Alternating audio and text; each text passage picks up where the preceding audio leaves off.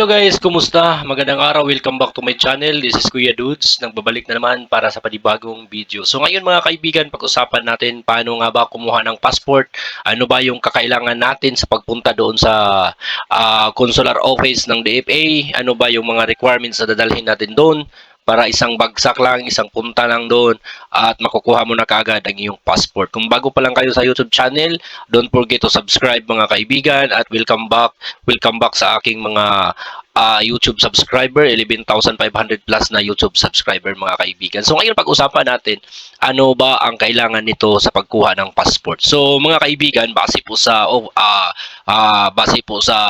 website ng DFA at saka sa karanasan natin, kasi kumukuha tayo ng passport last week mga kaibigan. Tapos yung pamilya ko po ay kumukuha po last week ng passport. Ako nakakuha na po last year dahil may bala po tayong magbibiyahe abroad. So ngayon mga kaibigan, isi-share ko sa inyo ang aming mga karanasan sa pagkuha ng passport doon po sa consular office ng DFA. So passport requirements for the first time applicants. So ito po ay para sa mga first time applicant po mga kaibigan. So ngayon pag-usapan natin, isi-share ko sa inyo itong requirements nito mga kaibigan for the first time applicant. So personal appearance is required. So hindi to optional mga kaibigan, hindi pwede to fixer. Kailangan talaga ikaw po mismo ang pumunta doon sa consular office ng DFA. Tapos maliban sa personal appearance, duly accomplished application form.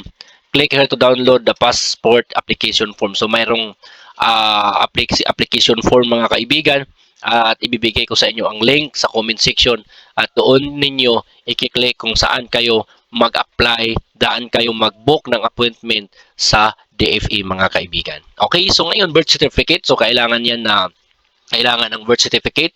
So dalawa yung birth certificate mga kaibigan, yung birth certificate ng LGU at saka ng makukuha nyo doon sa LGU ninyo at saka sa local civil registrar at saka birth certificate na makuha ninyo sa PSA. So yan po mga kaibigan yung pinaka-importante na kailangang dalhin nyo doon.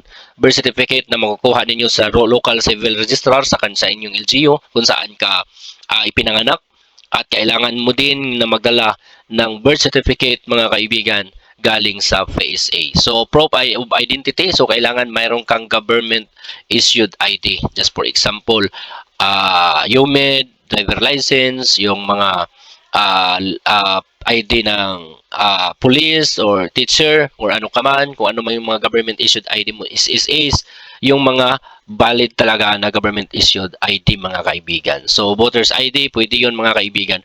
So punta naman tayo, yan po kung single ka. So yan po ang mga requirements sa mga single.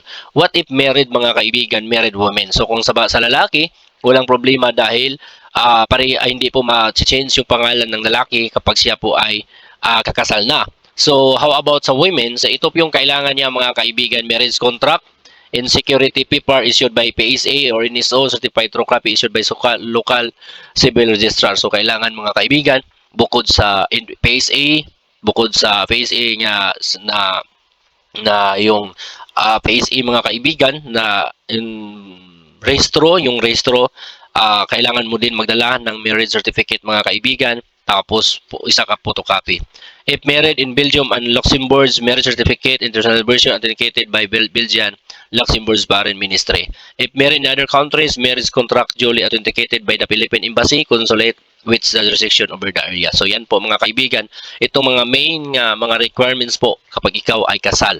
So kailangan may dala kang tinatawag nito na marriage contract na galing po sa PSA. So what if wala kang marriage contract na galing sa PSA? So hindi po yan pwede. What if wala kang itong tinatawag na PSA na certificate nga na birth certificate? So hindi yan pwede, hindi ka talaga makakakuha ng passport mga kaibigan. So yan po yung mga requirements mga kaibigan kung paano nga ba kumukuha ng passport. So unang-una, kailangan mong mag-book ng appointment sa DFA, dfa.com.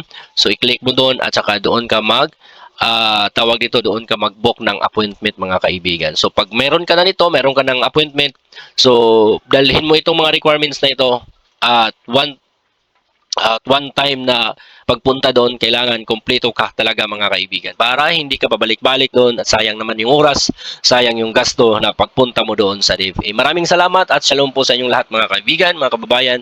Maraming salamat po.